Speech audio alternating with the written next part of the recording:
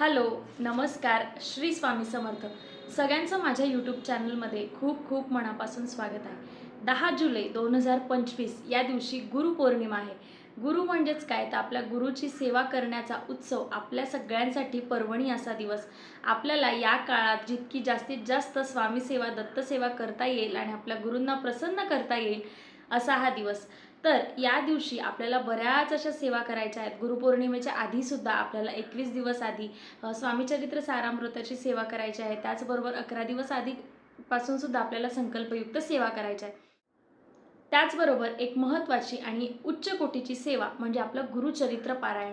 जसे आपले 4 वेद आहेत ना, त्याचबरोबर गुरुचरित्र पारायणाला 5वा वेद म्हटलं जातं. इतकं महत्त्वाचा हा ग्रंथ आहे.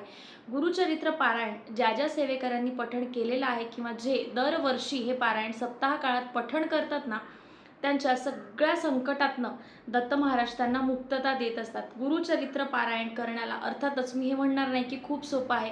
तुम्ही स्वामी चरित्रासारखं कधीही केव्हाही कुठेही अगदी तुम्हाला वाटेल तसं नामस्मरण करून पठण करू शकता. पण गुरुचरित्र पारायणाचं अजिबात तसं नाही आहे. गुरुचरित्र पारायण करण्यासाठी बरेच असे नियम आपल्याला पाळावे लागतात आणि ते नियम जर आपण पाळू शकलो तरच आपण गुरुचरित्र पारायण करायला पाहिजे.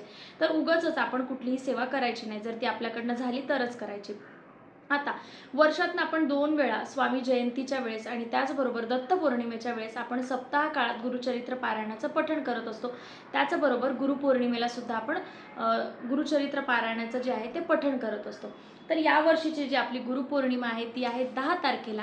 तर 10 तारखेपर्यंत आपल्याला गुरुचरित्र पारायण पठण करायचं आहे. तर ते केव्हा सुरू करायचं, कधी सुरू करायचं, त्याच्यासाठी कुठले कुठले नियम, अटी आहेत आणि पारायण कशा पद्धतीने वाचायचं हे सगळं मी तुम्हाला आजच्या व्हिडिओमध्ये सांगणार आहे. त्याचबरोबर सांगता कशी करायची ते सुद्धा मी तुम्हाला आजच्या व्हिडिओमध्ये सांगणार आहे. त्याच्यामुळे व्हिडिओ शेवटपर्यंत नक्की बघा, जेणेकरून तुम्हाला कुठल्याही शंका राहणार नाहीत आणि तुम्ही सेवा करताना व्यवस्थितरित्या करू शकता. म्हणजे तुमच्याकडनं सेवेत कुठल्याही चुका होणार नाहीत. गुरुचरित्र पारायण जर तुम्हाला पठण करायचं असेल तर तुम्हाला त्याचा ग्रंथ तुमच्याकडे असणं गरजेचं आहे. तर कुठल्याही स्वामी केंद्राच्या स्टॉलवरती गुरुचरित्राचा ग्रंथ हा आहे तो मिळत असतो. तर तुम्ही तेथून विकत घेऊ शकता. तर जसं आपण स्वामीचरित्र किंवा कुठलीही जी सेवा असते ती आपण यूट्यूबद्वारे श्रवण करतो किंवा नामस्मरण करतो, तर गुरुचरित्र पारायण तसं केल्याने चालत नाही. जर तुम्ही यूट्यूबला लावून दिलं आणि म्हटलं की ताई आमचं पारायण झालं का, तर तसं नाही. गुरुचरित्र पारायण करण्यासाठी तुम्हाला व्यवस्थितरित्या मांडणी करावी लागते. एकाच जागी एकाच बैठकीत तुम्हाला गुरुचरित्र पारायण करायचं असतं. तर 10 जुलै रोजी आपली गुरुपौर्णिमा आहे, बरोबर. तर गुरुपौर्णिमेच्या 7 दिवस आधी आपल्याला हे पारायण सुरू करायचं आहे. तर पारायण कसं असतं गुरुचरित्राचं, 7 दिवसाचं पारायण, त्याची 8व्या दिवशी आपण सांगता करत असतो. म्हणजे 10 तारखेला गुरुपौर्णिमा आहे, तर 10 तारखेला आपल्या पारायणाची सांगता होईल. त्याच्यामुळे आपल्याला गुरुचरित्र जे पारायण आहे ते 3 जुलै 2025 रोजी पारायणाला सुरुवात करायची. ते पारायण तुमचं 7 दिवसाचं 9 तारखेपर्यंत संपेल. 9 तारखेला शेवटचा 53वा अध्याय वाचून झाल्यानंतर तुम्ही त्याची जी सांगता आहे शेवटचा दिवस ती तुम्हाला 10 तारखेला करायची आहे. अशा पद्धतीने तुम्ही गुरुपौर्णिमा 2025 आधी गुरुचरित्र पारायण जर तुम्हाला करायचं असेल तर त्या सेवेला तुम्ही 3 तारखेला सुरुवात करू शकता. आता आपण पाहूया गुरुचरित्र पारायणासाठी मांडणी कशी करायची आणि सेवेला सुरुवात करण्याआधी, अर्थातच पारायणाला सुरुवात करण्याआधी आपल्याला कुठल्या कुठल्या गोष्टी करायच्या असतात.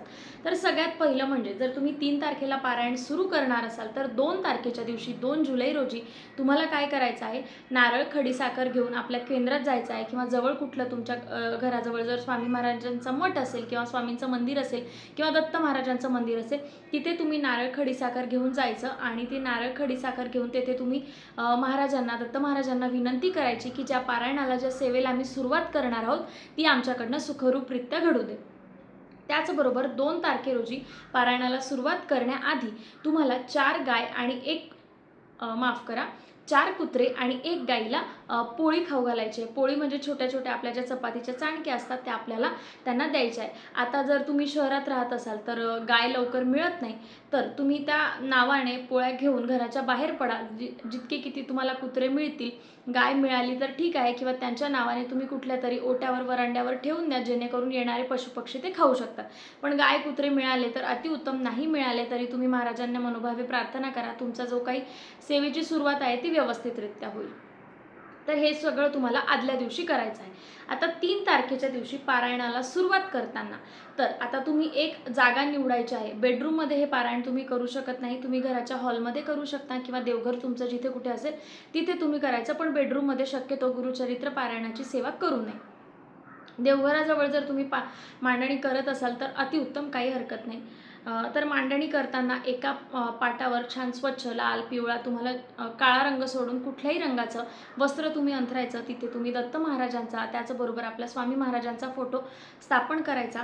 तिथे मांडणीमध्ये तुम्ही पुन्हा एकदा नारळ, खडीसाखर, गोडाधोडाचा नैवेद्य आणि कळसाची स्थापना करायची आणि धूपदीप प्रज्वलित करून घ्यायचा आणि त्याच्यानंतर पारायणाच्या पठणाला सुरुवात करायची. हे पारायण हातात घेऊन वाचायचं नसतं, त्याच्यामुळे मांडणी झाल्यानंतर त्या मांडणी पुढे एक पाट असावं, जेणेकरून आपण तो ग्रंथ त्या जागी ठेवू शकतो. ग्रंथाला झाकण्यासाठी एक कापड असावं, कारण की गुरुचरित्र पारायण पठण केल्यानंतर, तो पठण झाल्यानंतर म्हणजे त्या दिवसाचं वाचन संपल्यानंतर ग्रंथ पुन्हा झाकून ठेवायचा. तर अशा पद्धतीने तुम्ही मांडणी करायची आहे आणि मग त्याच्यानंतर 3 तारखेच्या गुरुवारच्या दिवशी तुम्ही सेवेला सुरुवात करू शकता. तर आता जसं तुम्ही 1 ते 7 दिवस पठण करणार आहात, तर कुठल्या दिवशी किती अध्याय वाचायचे हे गुरुचरित्र पारायणाच्या सुरुवातीचं प्रस्तावना झाल्यानंतर जे 2-3 पानं आहेत त्याच्यावरती दिलेलं आहे अनुक्रमे कुठल्या दिवशी किती अध्याय, कुठल्या दिवशी किती अध्याय, त्याप्रमाणे तुम्ही पठण करायला सुरुवात करायची. त्याआधी पारायणाला सुरुवात करण्याआधी तिथे नित्यसेवा दिलेली आहे. स्वामी स्तवन, गणपती अथर्वशीर्ष, एक माळ महाराजांचा मंत्र, त्याचबरोबर एक माळ गायत्री मंत्र ही सेवा आहे. तर रोजचे रोज तुम्हाला ही सेवा रोजचे अध्याय पठण करण्याच्या आधी तुम्हाला या सेवा करून घ्यायच्या आहेत. तर अशा प्रकारे 3 तारखेपासून ते 9 तारखेपर्यंत 7 दिवस तुम्हाला गुरुचरित्र पारायण पठण करायचं आहे. त्याचबरोबर आता 10व्या दिवशी सांगता कशी करायची. तर 10व्या दिवशी आपल्याला पुरणाचे दिवे बनवायचे असतात. तर 21 किंवा 11 पुरणाचे दिवे तुम्ही बनवू शकता. तर काय करायचं, पुरण जसं आपण पुरणपोळीसाठी बनवतो तेच सेम पद्धतीचं पुरण शिजवून घ्यायचं, एका प्लेटमध्ये ते थापायचं किंवा मग तुम्ही वेगळे वेगळे सेपरेट दिवे घडले तरीही चालतील. शुद्ध गाईच्या तुपाच्या त्यात फुलवाती बनवायच्या आणि 10 तारखेच्या दिवशी आपली जी सकाळची नैवेद्य आरती असते त्यावेळेला नैवेद्य आरती करायची. गोडाधोडाचा नैवेद्य ग्रंथाला आणि आपल्या देव्हाऱ्यासमोर महाराजांना दाखवायचा आणि अशा प्रकारे गुरुचरित्र पारायणाची सांगता करायची. तर अशा पद्धतीने आपल्याला गुरुचरित्र पारायण करायचं असतं. आता पारायण करताना कुठल्या कुठल्या नियमांचं पालन करायचं आहे किंवा दिवसभरात आपल्याला काय काय करायचं आहे ते मी तुम्हाला सांगते. गुरुचरित्र पारायणाचे नियम थोडेसे कडक आहेत, मान्य आहे, पण हे पारायण केल्यानंतर तुमच्या ज्या कुठल्या गोष्टीसाठी तुम्ही सेवा करत आहात ना, ती पूर्ण झाल्याशिवाय राहणार नाही, इतकी शाश्वती आहे आणि इतके सुंदर सुंदर अनुभव सगळ्या स्वामी सेवेकरांना आलेले आहेत. तर नियम तसे थोडेसे कठीण आहेत, पण नियमांचं पालन हे आपल्याला करावंच लागेल. स्वामीचरित्र जेव्हा आपण वाचतो किंवा काही स्वामी सेवा करतो, नित्यसेवा करतो, तर त्याच्यासाठी आपण इतक्या नियमांचं पालन करत नाही, पण 7 दिवस जर आपल्याला पारायण करायचं असेल तर काटेकोर आपल्याला जे मी नियम सांगणार आहे त्या नियमांचं पालन हे करावंच लागेल. तर सगळ्यात आणि पहिला महत्त्वाचा नियम, तर गुरुचरित्र पारायण काळात आपल्याला मांसाहार अजिबात करायचा नाही आहे. म्हणजे तुम्ही कुठल्याही प्रकारचा नॉनव्हेज पदार्थ खाऊ शकत नाही. अजून एक महत्त्वाची गोष्ट, ज्या घरात तुम्ही जिथे गुरुचरित्र पारायण सुरू करत आहात त्या घरात सुद्धा तुम्ही नॉनव्हेज खाऊ शकत नाही. आता मला विचारतील की ताई, पारायण जर मी लावलेलं आहे तर घरातले जे बाकीचे मंडळी आहेत ते खाऊ शकतात का, किंवा घरात तुम्ही बनवू शकता का? तर अजिबात नाही. जरी पारायण लावलेलं असलं पण तो इतका महत्त्वाचा अतिउच्च कोटीचा जो ग्रंथ आहे त्याची सेवा तुम्ही घरात करत आहात, त्याच्यामुळे हा नियम तुमच्या सकट सगळ्या घरातल्या लोकांना पालन करणं गरजेचं आहे. तुम्ही तुमच्या स्वयंपाकघरात कुठल्याही पद्धतीचं नॉनव्हेज शिजवू शकत नाही, तुम्ही खाऊ तर शकतच नाही, अजिबात नाही. हा नियम अगदी काटेकोर पद्धतीने फॉलो करावा लागेल. काय खाऊ नये, नॉनव्हेज बरोबरच तुम्ही तांदूळ हे धान्य खाऊ शकत नाही. तांदूळ हे तामसिक पद्धतीचं धान्य आहे, त्याच्यामुळे तांदूळ गुरुचरित्र पारायणात वर्ज्य आहे. त्याचबरोबर कांदा लसूण तुम्ही खाऊ शकत नाही. हिरवा भाजीपाला तुम्ही कुठलाही खाऊ शकता ज्याच्याने ॲसिडिटी निर्माण होत नाही. त्याचबरोबर तुम्हाला एकच धान्य खायचं आहे. म्हणजे जर तुम्ही पहिल्या दिवशी पारायण सुरुवात केलं त्या दिवशी जर तुम्ही चपाती खाल्ली तर सांगता होईपर्यंत तुम्हाला चपातीच खायची आहे दोन्ही वेळ. त्याचबरोबर जर तुम्ही भाकरी खाल्ली, बाजरीची भाकरी, तर तुम्हाला 7 दिवस बाजरीची भाकरी भाकरी खावी लागेल किंवा ज्वारीची खाल्ली तर ज्वारीची भाकरी, याला आपण असं म्हणतो एकवर्णी धान्य. म्हणजे एकच कुठलीही गोष्ट तुम्ही पूर्ण 7 दिवस तुम्हाला खायची आहे. फक्त तांदूळ अजिबात खायचा नाही आणि कांदा लसूण खायचा नाही. तुम्ही कुठली भाजी खाऊ शकता, फ्लॉवर, बटाटा, पालक, गोबी, जी कुठली तुम्हाला आवडते ती. फक्त धान्य नाही खाऊ शकत, जसं की मटकी असेल, हरभरा असेल. तर कडधान्यसुद्धा खाऊ नये.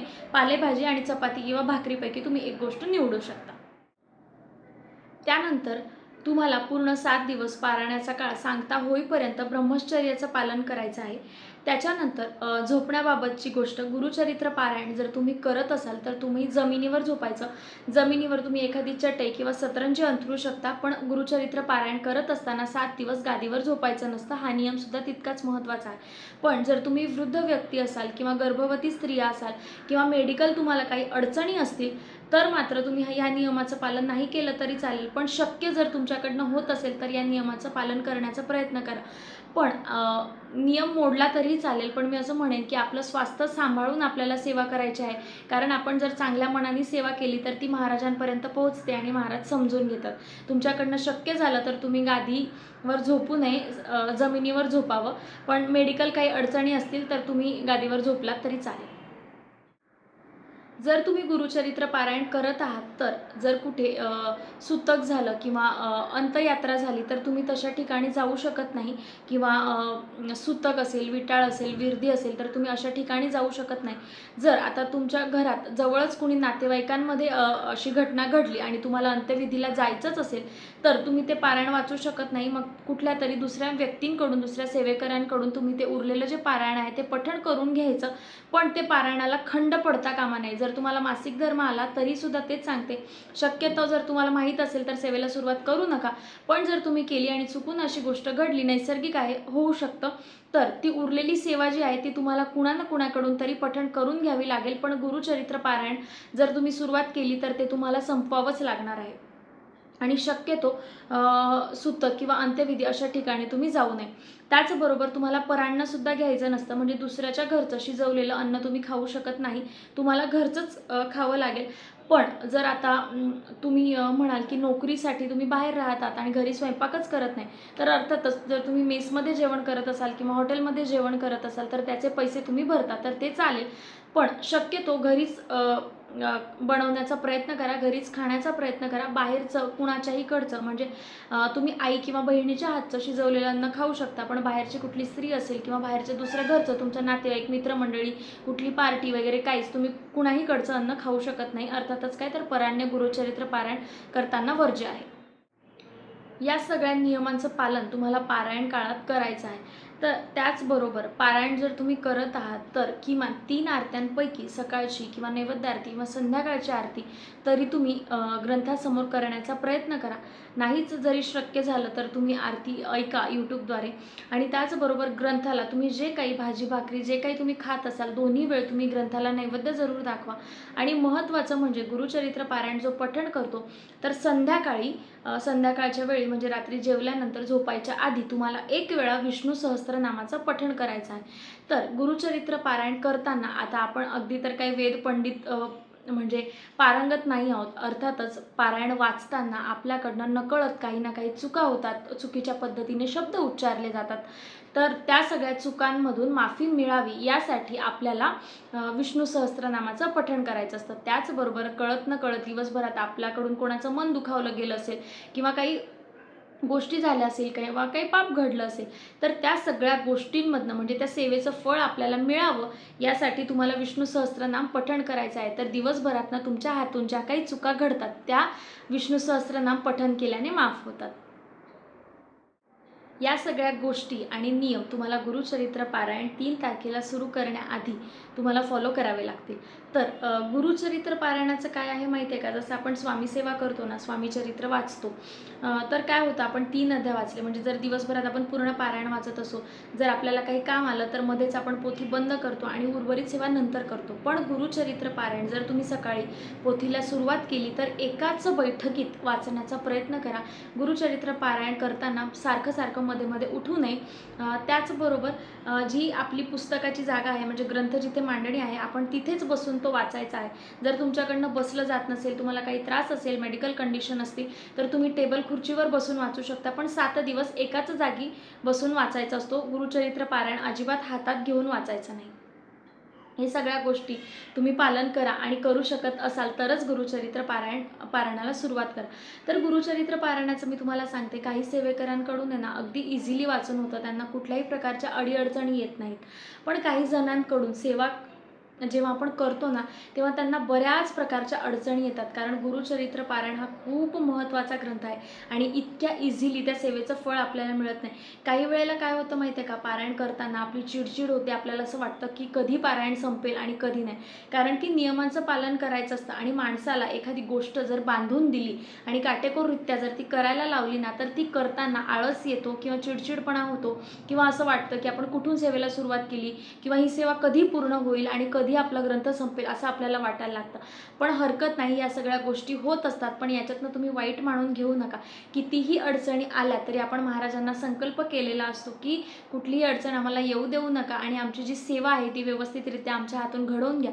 त्याच्यामुळे जर तुम्ही चांगल्या मनाने पारायणाला सुरुवात केली तर कुठल्याही अडीअडचणीशिवाय 7 दिवस तुमचं पारायण नक्कीच पूर्ण होतं आणि तुमची जी कुठली मनातली जी इच्छा असते ती सुद्धा पूर्ण होते आणि महाराज नक्कीच समजून घेतात.